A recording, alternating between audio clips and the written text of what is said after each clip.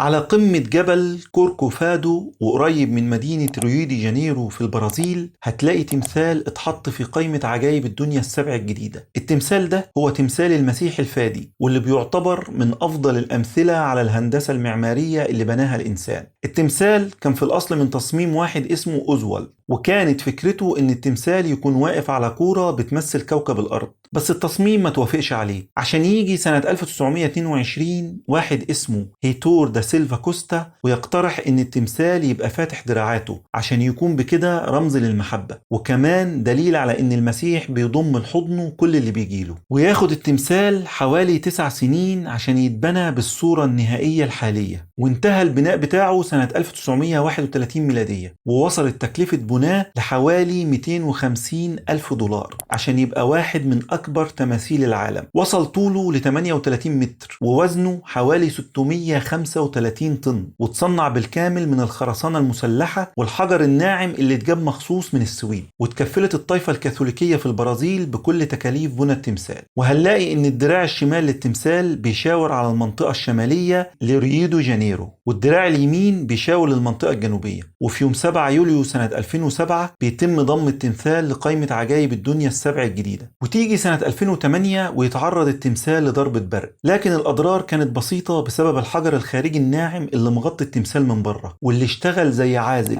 والضرر اقتصر على الصوابع والحواجب وحتة من راس التمثال، وفضل على كده لحد سنة 2010 لما تعرض التمثال لعمل تخريبي.